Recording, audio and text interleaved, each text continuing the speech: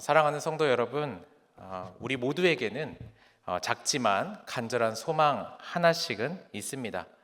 누군가에게는 가정이 더 평안하기를 원하고, 또 누군가는 관계가 조금 더 따뜻해지기를 바라고, 또 누군가는 건강과 일과 미래가 지금보다 더 나아졌으면 하는 그러한 기대가 있습니다. 그런데 우리의 삶을 돌이켜보면 무언가를 기대하는 것이 참 쉽지가 않습니다. 그러면서 우리들의 마음속에 이런 생각이 또 들어올 때가 있습니다. 지금보다 더 나아지는 것이 어려울 거야. 혹은 이 정도면 됐지 뭘 더 바라겠어? 라는 생각이 우리에게 속삭일 때가 있습니다.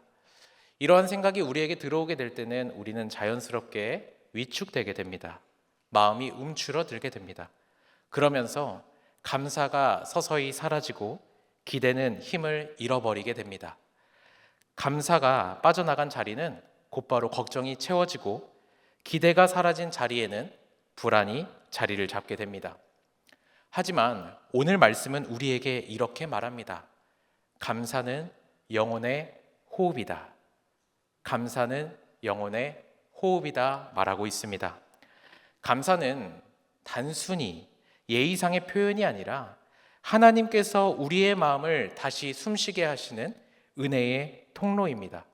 그래서 오늘 마가복음 4장과 또 5장의 장면을 살펴보기를 원합니다. 예수님께서 제자들과 거라사인의 삶 속에서 직접 보여주신 기억과 해석과 확신과 기대, 이 네 가지 단계를 함께 나누려고 합니다. 이 네 가지는 절망 속에서 다시 일어서게 하시는 하나님의 은혜의 여정입니다. 오늘 이 말씀을 통해 우리 안에 감사가 다시 살아나고, 잃어버린 기대가 있다면 다시 기대할 수 있는 회복이 있기를 소망합니다. 오늘 이 네 가지 단계를 살펴볼 텐데, 가장 먼저 살펴볼 것은 바로 기억입니다. 기억은 은혜를 다시 떠올릴 때 현재가 달라집니다. 우리가 하나님의 은혜를 다시 떠올려 기억할 때 현재가 달라집니다. 오늘 본문은 이렇게 시작합니다. 그날 저물 때에 제자들에게 이르시되 우리가 저편으로 건너가자 하시니.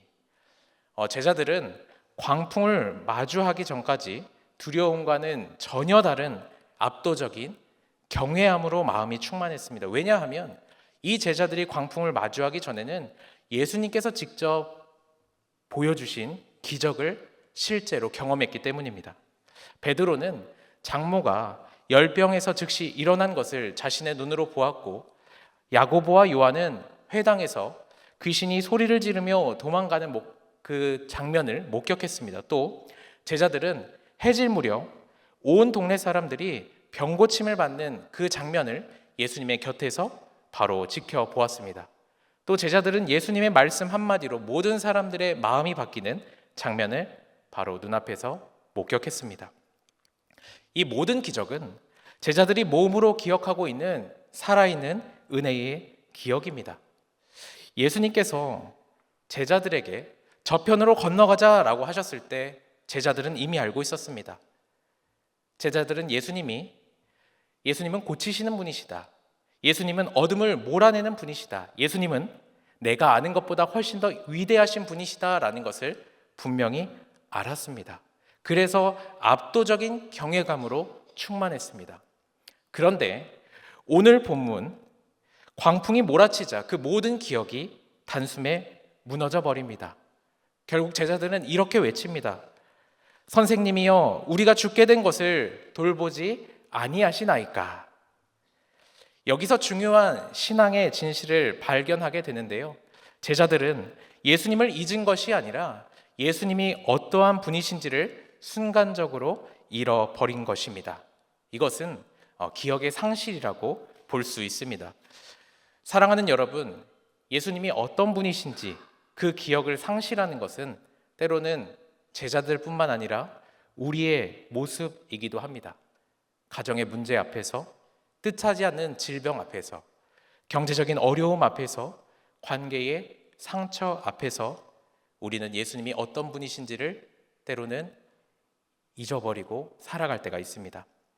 분명히 얼마 전까지 경험했던 은혜가 있었음에도 불구하고 물에 젖은 종이장처럼 손에서 힘없이 흐트러질 때가 있습니다. 그리고 하나님께 이렇게 묻습니다. 주님, 지금 저를 보고 계신 게 맞나요? 주님, 왜 이 상황이 멈추지 않을까요? 주님, 저를 잊으신 것은 아니죠? 그래서 하나님께서는 계속 말씀을 통해 우리에게 기억하라고 말씀하십니다. 내 영혼아 여호와를 송축하며 그의 모든 은택을 잊지 말지어다. 너희는 옛적 일을 기억하라. 주께서 옛적에 행하신 기이한 일을 기억하리이다. 아멘. 성도님들, 왜 하나님께서는 계속해서 성경을 통하여서 우리에게 기억하라, 기억하라 반복하며 강조하고 계실까요? 왜 그러냐면 기억하는 것이 믿음의 출발점이기 때문입니다. 그래서 오늘 말씀은 우리에게 이렇게 묻습니다. 당신은 지금 무엇을 기억하며 살고 계십니까? 당신의 삶의 광풍 앞에서 여러분들은 어떠한 은혜를 떠올리고 있습니까? 사랑하는 성도 여러분, 우리는 하나님이 어떠한 분이신지를 분명하게 기억해야 합니다. 또 하나님께서 이미 우리에게 베풀어 주신 그 은혜를 기억해야 합니다. 하나님을 기억하고 하나님께서 우리에게 베풀어 주신 것을 기억해야 하는 이유는 그 기억이 우리의 오늘의 현실을 다시 해석해 주기 때문입니다. 두 번째는 해석입니다. 현실을 하나님의 관점으로 다시 읽는 힘이 바로 해석입니다. 해석은 현실을 하나님의 관점으로 다시 읽을 수 있도록 해줍니다. 제자들은 광풍 앞에서 이렇게 외칩니다. 우리가 죽게 생겼습니다. 예수님은 우리를 돌보지 않으십니다. 하나님은 지금 일하고 계시지 않습니다. 여러분, 이것은 어쩌면 제자들이 단순히 감정적으로 폭발했다라고 생각할 수 있지만 그것은 결코 단순한 것이 아닙니다. 이것은 바로 해석입니다. 지금 눈앞에 펼쳐진 현실을 어떻게 읽고 있느냐에서 나온 결론입니다. 그런데 예수님은 이 제자들과 다르게 전혀 다르게 행동하십니다. 예수님은 바람을 꾸짖으시고 바다를 향해 잠잠하라, 고요하라 말씀하십니다. 그리고 제자들에게 이렇게 물으십니다. 어찌하여 무서워하느냐? 너희가 어찌 믿음이 없느냐? 이것은 겉으로 보면 꾸중처럼 느껴질 수도 있지만 사실 이것은 예수님의 초대입니다. 지금 너희가 보고 있는 그 현실, 그게 전부가 아니야. 내가 지금 너희와 함께하고 있는데 너희의 해석은 왜 그렇게 흔들리고 있니? 제자들은 바람과 파도만 보았습니다. 하지만 예수님은 같은 배 안에서 동행하시는 하나님을 경험했습니다. 똑같은 상황이었지만 예수님과 제자들의 해석은 완전히 달랐던 것입니다. 여기서 성경은 아주 중요한 진리를 우리에게 말해줍니다. 기억이 흐려지면 해석이 왜곡된다라는 것입니다. 또 이 해석이 왜곡되면 하나님을 오해한다라는 것입니다.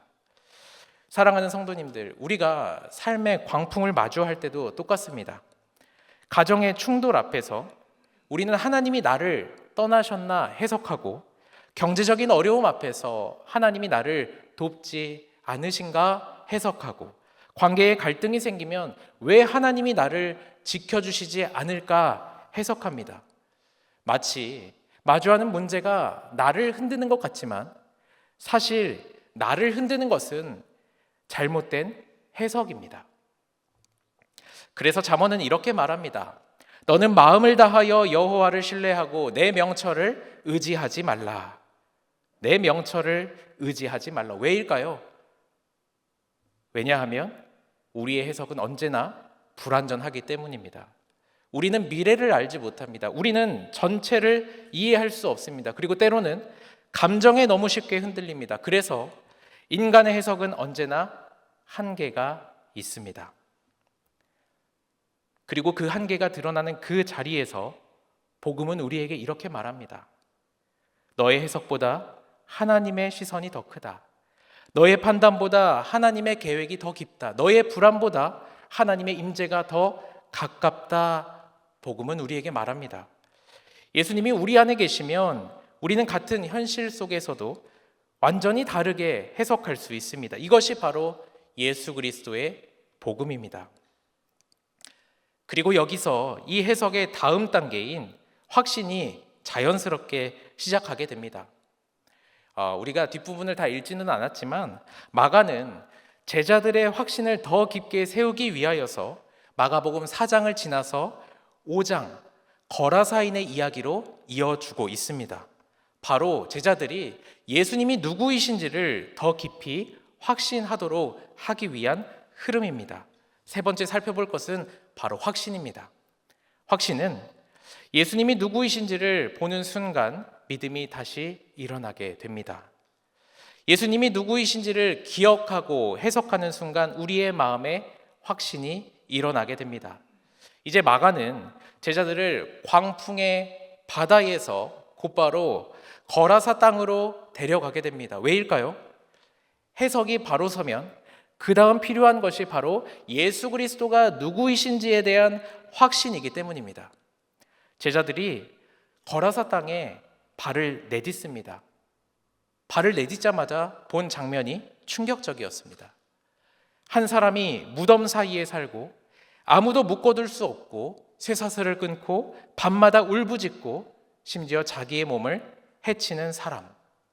사람의 힘으로는 도저히 바꿀 수 없는 인생, 완전한 절망적인 그 상징을 거라사인이 보여주고 있습니다. 그런데 놀라운 일이 일어나게 됩니다. 거라사인이 예수님을 보자 이렇게 외치는 것입니다. 지극히 높으신 하나님의 아들 예수여. 지극히 높으신 하나님의 아들 예수여. 여러분, 이 고백은 두려움이 아니라 예수님이 누구이신지를 분명히 알고 있다라는 증거입니다. 제자들은 이 장면을 목격하면서 광풍 속에서 미처 보지 못했던 진리를 깨닫게 됩니다. 예수님은 바람과 파도만 다스리는 분이 아니라 사람의 영혼까지도 새롭게 하시는 분이시다라는 것을 깨닫게 됩니다. 그 순간 제자들의 마음에 확신이라는 중심축이 세워지게 됩니다. 예수님을 제대로 기억하고 하나님의 눈으로 해석하게 되니 이제 확신할 수 있게 된 것입니다. 사랑하는 성도 여러분, 확신이란 뭘까요? 확신은 결코 우리의 감정적인 것이 아닙니다. 내 감정이 뜨거워지는 것을 우리는 확신이라고, 성경은 확신이라고 말하지 않습니다. 내가 어떠한 사람인가, 내가 무언가를 가지고 있다라는 것에 의해서 확신이 시작되는 것도 아닙니다. 확신은 단 한 가지, 예수님이 어떠한 분이신가, 이 사실을 통해 시작됩니다. 그래서 내 감정이 흔들려도, 내 상황이 불안해도, 내 미래가 보이지 않아도 예수님의 능력은 흔들리지 않습니다. 그래서 성경은 이렇게 말합니다. 주는 나의 산성이시요 나의 요새시라. 두려워 말라. 내가 너와 함께 함이라.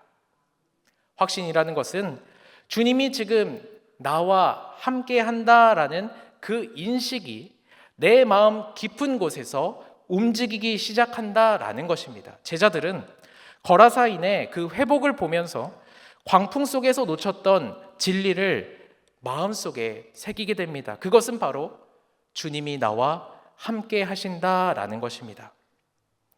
주님이 나와 함께 하신다라는 그 확신이 우리에게 생기면 사람의 마음에는 나의 능력이 아니라 하나님의 능력, 나의 가능성이 아니라 하나님의 가능성이 열리게 됩니다. 그래서 이렇게 확신하며 고백할 수 있습니다. 하나님이 지금 일하시는구나. 내 인생도 주님께서 붙들고 계시는구나. 이 상황이 결코 끝이 아니구나. 주님이 나와 함께 하신다라는 이 확신은 자연스럽게 그 다음 단계인 기대로 이어지게 됩니다.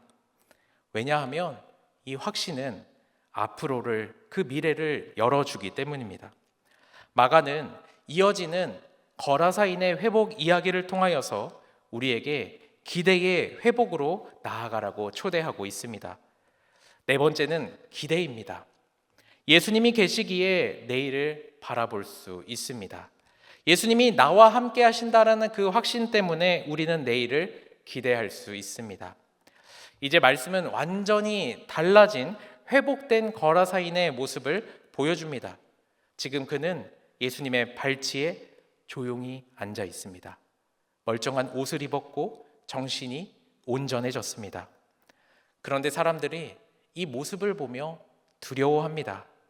왜일까요? 사람이 바꿀 수 없는 인생을 예수님께서 단숨에 새롭게 바꾸셨기 때문입니다. 이 장면은 단순한 치유가 아닙니다. 기대가 어떻게 회복되었는지를 보여주는 아주 선명한 그림과도 같습니다. 많은 사람들이 이 거라사인을 포기했습니다. 그의 가족도 포기했고 그의 친구들도 포기했고 그의 공동체 사람들도 거라사인을 떠났습니다. 거라사인은 스스로 이렇게 스스로를 여겼을 것입니다. 내 인생은 끝났다. 나는 아무 쓸모없는 존재다. 그러나 예수님께서 그 거라사인의 삶을 다시 붙드시자 그에게 다시 내일이 생겼습니다. 그래서 거라사인이 예수님께 이렇게 말합니다. 나도 주님을 따라가게 하옵소서라고 말합니다. 이 말은 단순히 내가 예수님과 함께 하고 싶다라는 말이 아닙니다. 이 말은 이런 고백입니다. 주님, 감사합니다. 주님, 감사합니다. 제 인생에도 다시 기대할 수 있는 내일과 미래가 생겼습니다. 기대는 막연한 낙관이 아닙니다. 잘 되겠지 하는 자기 암시도 아닙니다. 기대는 예수님께 소망을 두는 시선입니다. 그래서 성경은 우리에게 이렇게 말합니다. 내가 너희에게 미래와 희망을 준 것이니라. 우리가 바라보는 것을 보지 못하여도 참고 기다리느니라. 예수님은 회복된 사람에게 이렇게 말합니다. 마가복음 5장 19절을 우리 한 목소리로 읽겠습니다. 허락하지 아니하시고 그에게 이르시되 집으로 돌아가 주께서 내게 어떻게 큰 일을 행하사 너를 불쌍히 여기신 것을 내 가족에게 알리라 하시니. 아멘. 이 말은 예수님을 따르겠다라는, 예수님을 따라야 하는 그 사명 이전에 이러한 선언입니다. 너의 삶은 이제 다시 시작되었다. 너의 삶은 이제 다시 시작되었다. 많은 사람들이 거라사인의 과거만 보았지만 예수님은 그의 미래를 보았습니다. 절망의 상징이었던 거라사인의 인생이 소망의 통로가 되는 순간입니다. 우리의 삶에도 때로는 거라사인의 과거처럼 막막하고 앞이 보이지 않을 때가 있습니다. 하지만 성경은 우리에게 약속합니다. 우리 함께 빌립보서 1장 6절의 말씀을 읽겠습니다. 너희 안에서 착한 일을 시작하신 이가 그리스도 예수의 날까지 이루실 줄을 우리가 확신하노라. 아멘. 쉽게 말하면 이것입니다. 주님이 시작하셨기 때문에 주님이 끝까지 책임지실 겁니다 라는 것입니다. 사랑하는 성도 여러분, 주님께서 시작하셨기 때문에 주님께서 끝까지 책임지시고 이끌어 주실 줄 믿습니다. 그래서 우리는 믿음으로 이렇게 고백할 수 있는데요. 더 좋아질 겁니다 라고 고백할 수 있습니다. 더 좋아질 겁니다. 이 고백은 근거 없는 낙관적인 이야기가 아닙니다. 하나님께 소망을 두는 그 사람의 믿음의 고백입니다. 기대는 확신에서 피어나는 열매입니다. 지금 주님이 나와 함께 하신다라는 그 확신이 깊어질 때 우리는 내일을 다시 바라볼 수 있는 힘을 얻게 됩니다. 예수님이 나와 함께 하시기 때문에 우리는 내일을 바라볼 수 있습니다. 사랑하는 성도 여러분, 오늘 우리는 마가복음의 4장과 5장을 따라서 기억과 해석과 확신과 기대의 이 여정을 함께 살펴보았습니다. 기억하고 해석하고 확신하고 기대하는 이 네 가지 단계는 결코 서로 떨어져 있는 것이 아니라 하나님께서 우리의 믿음을 다시 세워주시는 영적인 하나의 흐름입니다. 그리고 이 흐름 속에서 우리는 한 가지 사실을 알 수 있는데요. 그것은 바로 감사가 이 네 가지 단계를 열어주는 마음의 문이자 하나님께 다시 시선을 들게 하는 영혼의 호흡이라는 사실입니다. 제가 너무 중요하기 때문에 한 번 더 말씀드리겠습니다. 감사는 이 네 가지 단계를 열어주는 마음의 문이자 하나님께 다시 시선을 들게 하는 영혼의 호흡이라는 것입니다. 여러분, 감사가 살아나면 어떻게 될까요? 잊혀졌던 은혜가 다시 기억하게 됩니다. 감사는 흔들리는 해석을 붙들어주고 감사는 확신이 자리 잡을 공간을 만들어줍니다. 그래서 감사는 우리의 신앙을 다시 숨쉬게 하는 은혜의 움직임입니다. 오늘 우리는 네 가지 단계를 살펴보았는데요. 이 네 가지 단계를 잠시 묵상하기를 원합니다. 기억이 회복되면 마음이 제자리를 찾습니다. 해석이 바로 서면 하나님을 오해했던 시선이 바로 잡힙니다. 확신이 세워지면 감정과 상황이 흔들려도 그 중심이 흔들리지 않습니다. 무너지지 않습니다. 기대가 살아나면 아직 보이지 않았던 내일도 하나님께서 일하신다라는 소망을 바라볼 수 있습니다. 사랑하는 성도 여러분, 여러분들의 삶 속에서 이 네 가지 단계를 세워가시기를 소망합니다. 그리고 이 과정 속에서 우리 마음 깊은 곳에서 피어오르는 은혜를 경험하시기를 원합니다. 말씀을 마치면서 우리 이렇게 함께 고백하기를 원하는데요. 우리 이렇게 함께 고백했으면 좋겠습니다. 함께 읽겠습니다. 주님, 더 좋아질 것입니다. 왜냐하면 제 삶의 소망은 제가 아니라 주님께 있기 때문입니다. 우리 진실한 마음으로, 진심으로 작은 소리라도 같이 다시 한번 고백하겠습니다. 주님, 더 좋아질 것입니다. 왜냐하면 제 삶의 소망은 제가 아니라 주님께 있기 때문입니다. 이 고백이 오늘 이 밤 우리의 기도가 되기를 예수 그리스도의 이름으로 축원합니다.